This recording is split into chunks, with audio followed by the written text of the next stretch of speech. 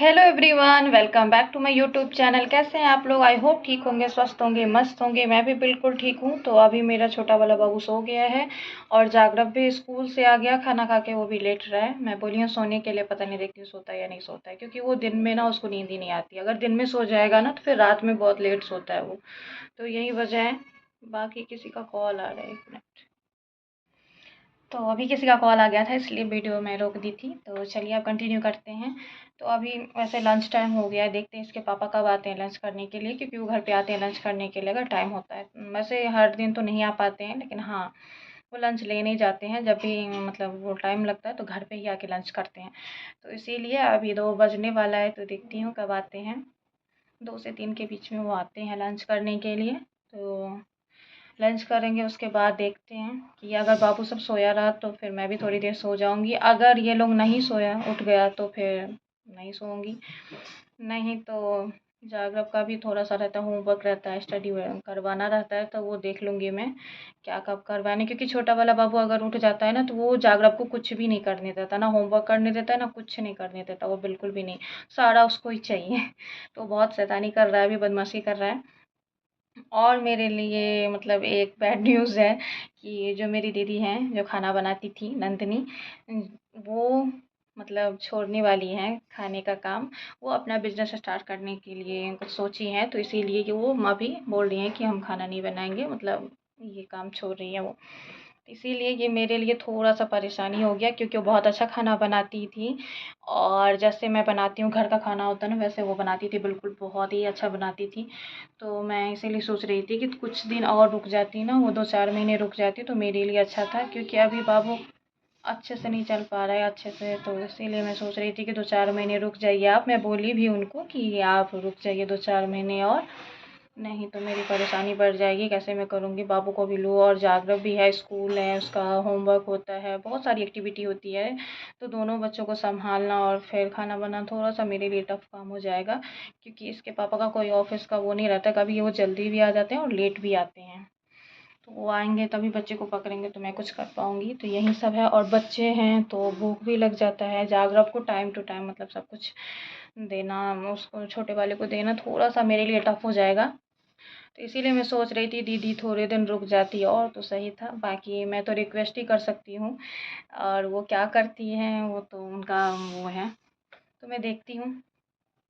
बाकी अभी अगले महीने बाबू का बर्थडे भी है, तो उसका भी प्रिपरेशन करना है। तो इसीलिए मैं सोची थी अभी खाना वाना मतलब थोड़ा सा वो होता ना, दीदी रहती तो सही था, मेरा टाइम बच जाता। अगर टाइम मिलता तो मैं कुछ और मतलब कर लूँगी इधर उधर का काम।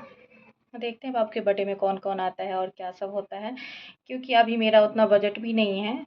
तो जितना बजट है उसके अकॉर्डिंग ही मैं करूँगी बर्थडे, जो भी होगा बाबू का।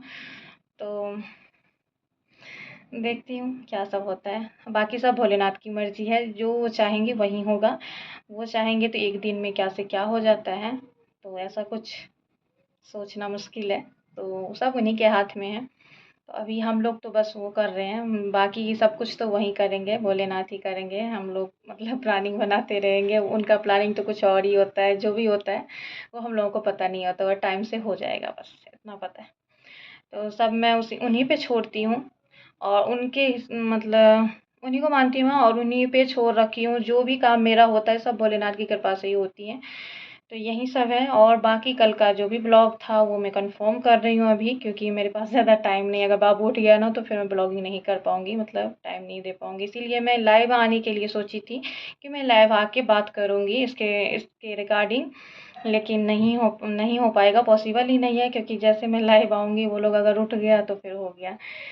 तो मैं सोची चलिए ब्लॉग ही डाल देती हूँ मैं, और कंफर्म कर देती हूँ, क्योंकि बहुत सारे लोग कंफ्यूज हो रहे हैं। जैसे मैं कल ब्लॉग डाली तो 3-4 मैसेज मुझे व्हाट्सएप पे आया था, वैसे उसमें तो कमेंट आता ही नहीं है। मैसेज आया था मुझे कि ये ब्लॉग किसके बारे में आप डाली हैं, किसके साथ क्या हुआ, आपका क्या हो गया क्या हो गया। तो इसीलिए मैं सोची कंफर्म कर देती हूँ मैं ब्लॉग डाल के कि मैं किसके लिए ये बनाई हूँ। जिसके लिए बनाई हूँ वो तो कोई सोच ही नहीं रहा है, तो इसीलिए मैं सोची कंफर्म करना ज़रूरी है। क्योंकि आप किसी के बारे में कोई कुछ सोचे नेगेटिव, उससे अच्छा है कि मैं कंफर्म कर दूं। ये ब्लॉग है, मेरी जेठानी है, उनके मायके वालों के लिए ये ब्लॉग है। तो उनके यहाँ भी शादी हुई है जस्ट, पता नहीं कितने दिन पहले, मुझे उतना याद मतलब पता नहीं है। तो मुझे तो जब पता चला तभी मैं समझूंगी। तो मुझे 2-4 दिन पहले पता चला है कि शादी हुई है। तो वो लोग मुझे कॉल नहीं किए, मुझे नहीं बुलाए, मुझे कुछ नहीं बताया उन्होंने, उन लोगों ने।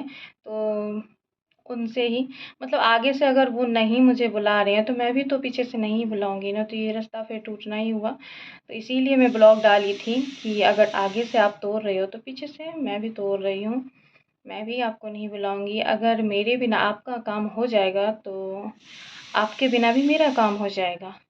और रिश्ते बहुत मुश्किल से बनते हैं, जुड़ते बहुत मुश्किल से हैं, लेकिन तोड़ने में मिनट नहीं लगता है, लोग तोड़ देंगे। इसीलिए मैं आगे से किसी के यहाँ मतलब वैसे किसी के साथ भी मैं आगे से रिश्ता कभी नहीं तोड़ूंगी, ना तोड़ती हूँ। अगर सामने वाला रिश्ता तोड़ेगा तो फिर मैं पीछे से मैं क्या ही कर सकती हूँ, पीछे पीछे तो मैं नहीं घूमती रहूंगी ना मैं। मेरा भी तो सेल्फ रिस्पेक्ट है ना कुछ। अगर आप नहीं बुला रहे तो फिर मैं भी आपको नहीं बुलाऊंगी। आप भी खुश रहिए अपने घर में और मैं भी बहुत खुश हूँ अपने घर में, ठीक है। तो ये ब्लॉग मेरी जेठानी के मायके वालों के लिए था, तो आप लोग कंफर्म हो जाइए। तो चलिए, अब ऐसी कमेंट नहीं कीजिएगा, मतलब मैसेज नहीं कीजिएगा। और आप लोग समझ गए सब लोग कि ये ब्लॉग किसके लिए था, उन्हीं के लिए ब्लॉग था। उन्होंने आगे से रिश्ता तोड़ा है तो पीछे से मैं भी तोड़ रही हूँ, और भविष्य में जाके क्या होगा उसका तो गारंटी मैं नहीं ले सकती हूँ, क्योंकि ये आदमी का खुद का गारंटी नहीं होता है। तो इसके बारे में मैं क्या ही बोल सकती हूँ। बाकी चलिए, ब्लॉग अच्छा लगा हो तो प्लीज़ लाइक कर दीजिएगा, और चैनल पे नए होंगे तो सब्सक्राइब भी कर लीजिएगा। थैंक्स फॉर वॉचिंग, मिलते हैं नेक्स्ट वीडियो में, तब तक के लिए बाय बाय।